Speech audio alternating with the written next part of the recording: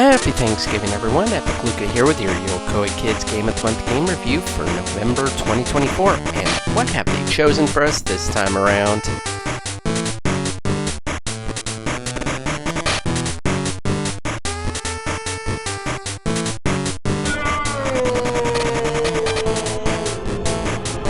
Okay, so the game of choice will be Battletoads for the Game Boy.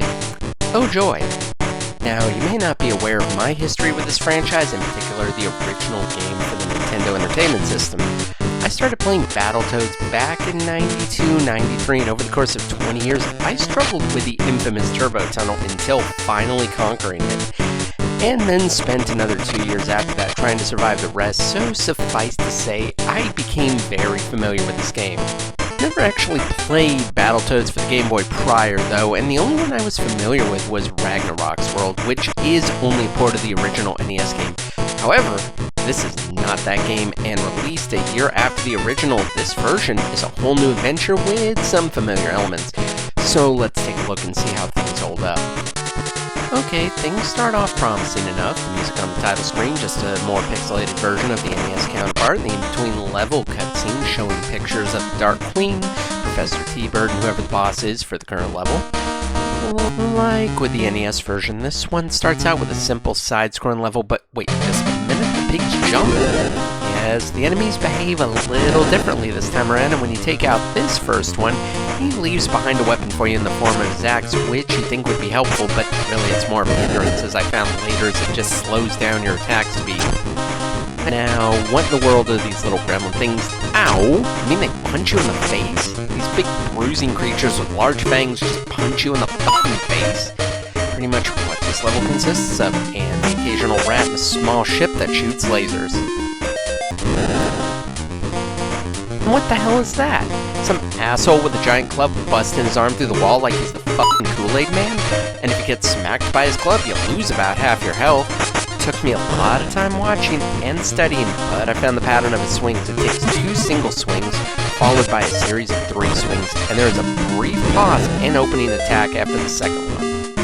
After just a few minutes of rinse and repeat fighting, you'll come upon the first stage boss in the form of General Slaughter, and I found if you just keep jump punching at him, he won't really be able to fight back, and you'll be on to the next level in short order.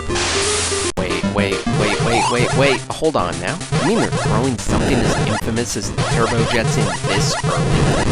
Yes, they did. Though they cut out the half of the level where you're on foot and gave your jet the ability to fire, which is good considering the swarms of enemies coming at you. Then you have to deal with the incoming walls, which for just a second give you a very narrow window to dodge, and I found you will lose a life if you come in contact with even 1 pixel of the walls, but luckily the sequence only goes on for about 45 seconds. Your time in the tunnel is actually pretty short, all things considered, and after another wave of enemies, you reach a boss that you get to fight in the turbo jet, even though we use that term loosely, as it really is just a rat-packed grunt in a spaceship, but honestly, A for effort in differing things up. This level starts off well enough with, ow! Yeah, the fire can hurt you, and yes, trying to get around it is more of a pain than it really needs to be, and they do take out about half your health. Like with the original, level 3 here is where you'll fight the rat pack grunts, and you can even defeat them in the same way and pound them in the ground, except if you try and attack them while they're flying at you, you'll take some damage, so timing is key. Also, be wary of things you find here, like this tornado, for example. This is supposed to transport me to another section, right? Wrong, just another enemy. The biggest issue here is actually the pitfalls, though, the first level to provide this both with the sides of the platform and some jumps you'll have to make. But the biggest problem is having to fight enemies around the pitfalls, where the momentum from your attacks can carry you right into one, which also led to me getting the game over. I will say this, though, at least they're nice enough to let you continue from right where you died instead of making you start the level over again. However, the catch is, unlike the NES counterpart, you are not given the opportunity to gain any extra lives, and you only have 3 continues, meaning a total of 12 lives, which is not a lot, and you can lose them fairly quickly. Anyway, moving back onto the level, it's more standard fare of fighting the rat pack, tornadoes, and some little dudes with teeth who will leap at you all while going over more pits, sometimes on ropes, before reaching Darkling, the end boss of the level. His attacks mainly just consist of flying towards you, the occasional swoop, and slamming the ground, which can stun you and leave you open to attack when he flies to the other side of the screen. But if you just keep a safe distance and jump punch him, you can take him down without too much effort. Professor Bird mentions something about jet skis in the next level, which indicates water, and boy, do they not disappoint from the start with a lousy jump you have to try and make with no room to get a running start and get the momentum needed to get to the other side without falling in the water. Seriously, I found myself dying on this jump more than I should, and that's really the biggest issue here, is just not falling in the water, as the enemies are pretty easy to deal with as you attack downwards, thus have no chance for momentum to take you into the water. Speaking of water, why do I keep falling in the same spot? These rocks, I swear there's no pattern to them, since I just keep falling in the water as they don't want to come back up, and yep, like I mentioned before, there go all of my lives and continues, and now I have to start all the way back from the beginning. And even though it did only take me 13 minutes to get back this far, it felt a lot longer than that. And of course, the jet ski part of the level wasn't even that much further, and I actually got back here much faster this time around, as it took me just under 9 minutes. Now, I was expecting this to be kind of like Surf City, and it does kind of go that way with having to dodge logs and whirlpools, as well as tentacle porn trying to come out of the water, and the occasional rat pack runs being assholes trying to run you off the road with their boat, but otherwise, with the proper timing, you can make it through here. Also, you fight the Wicked Worm on the jet ski, which you used to start wailing on him, which I found pretty amusing. Here you just have to keep your distance as you keep bashing him and stay to the left side of the screen as you can't turn around, but overall another fairly easy fight if you're patient enough. Now this level, this one in Stage 8 might take the award for most frustrating stage for me, as it consists of just trying to outrun a giant brain. Now this wouldn't be so bad if I could just get away from him. Got me already. Maybe I can hide in the pits? Nope, just bounces right in them.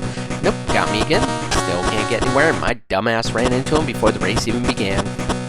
Notice I either stall or turn around just after hitting the starting gate. Yeah, if you do that, you're gonna get mowed down within seconds. And again, trying to stand in the holes to try and dodge the brain is a futile effort.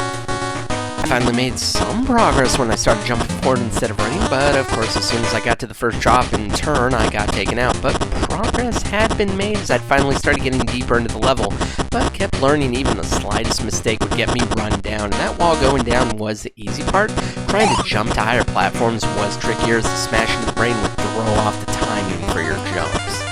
And no, there are no checkpoints. You have to complete this race in one clean shot through nothing but trial and error. Hey, I'm making some progress, getting some distance, but the shaking keeps throwing off my jump, saying, God damn it, got taken out again. It really is just trial and error, and it does help if you can make the turns on both the jumps and drops a little sharper, because the brain can't change directions until it hits the wall, so you have a second to get somewhere. I don't even know how many lives I lost on this stage, but safe to say I died here more than any other level, and it was the first time I had doubts about beating this game, and was the first time I took a break. The first half of the game had actually become pretty easy to me by this point, as I'd gotten back to brain damage in only 13 minutes without too much issue. And if you're wondering just how long this race is, though, there is a bar at the bottom that is usually for the boss, and since it can be viewed the same way here, or really just a timer that keeps going down as you run through the level. This time I'm really making some good progress, and it gets really chaotic, especially by the end of the level with multiple quick turns and some shallow pits that if you try and run across you might get mowed down, and even though there was still plenty of distance between us, that didn't help me feeling any more at ease, and I was certainly sweating bullets, but I finally got through this nightmare. It isn't even that long of a race either, less than 2 minutes, but it may as well have been 2 years with how many tries it took me, and we still have a few levels left.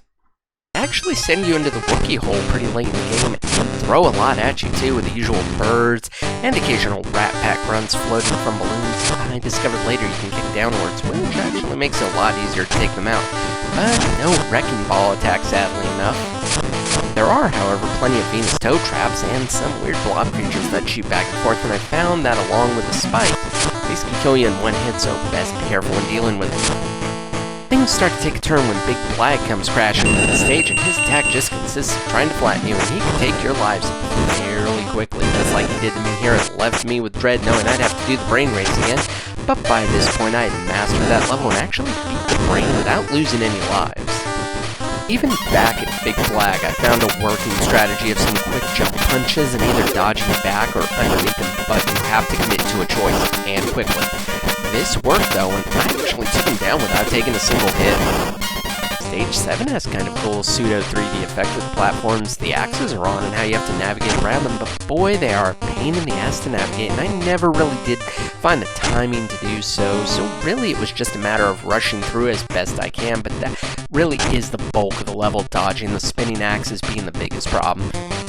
General Vermin is just another high-ranking Rat Pack goon who brandishes a whip and can take out about a quarter of your health with a swing, but like with Blag, jump punching can help, especially if you can keep juggling them in the air and not getting a chance to attack them. A disappointingly easy boss for this deep in the game. This is actually the last level in the game, and things get changed up quite a bit. You're flying up a vertical shaft with a jetpack in a very tight time limit. You have to move quickly, but avoid crashing into things, and occasionally getting stopped by enemies that you have to shoot down. Everything about the stage is just quick and frantic, and my anxiety was through the roof, especially with how many times I died, probably second only to the brain damage level. I even looked at a video to see if that would help, and of course it did not. You really just have to put it all together here, keeping your pace, remembering where the traps and the walls are, and shooting down enemies quickly. It really is stressful. Good though. I don't know. Final buzzer. Gotta shoot these enemies down and get around these walls. 2 seconds, but I reach the doors. Yes! Yes! They counted! I made it to the doors with literally no time to spare. And now the final battle with Robo-Manus. Yes, no Dark Queen for some reason, and really, it is just a battle of patience, as you can stay safe at the bottom of the screen until Manus is done firing, and then go wail on his head with a hammer. But remember to be patient, as you can take all the time you need, which is something I kinda had to keep reminding myself of. If you take out his arms, it will stop the bullet attack, but then he'll just keep shooting flames non-stop. At that point, I just kept wailing away since the flame is too unpredictable in attack anyway, and eventually took out his health and left triumphantly as he exploded into bits. And then you're rewarded with a brief cutscene of rescuing your friends, and after some words from the Professor and the Dark Queen, you're booted right back to the title screen. No end credits or anything like that, which is kind of a bummer, but it didn't take away my feeling of triumph in conquering this challenge. Now, I was told Battletoads for Game Boy was actually easier than the NES version, and that is true in some ways, as it took me less than 2 days and actually less than 2 hours of playtime to beat it, as opposed to 22 years it took me to beat the original. But by this point I kinda knew what I was getting myself into, and there were some challenging surprises such as the brain race or the jetpack level.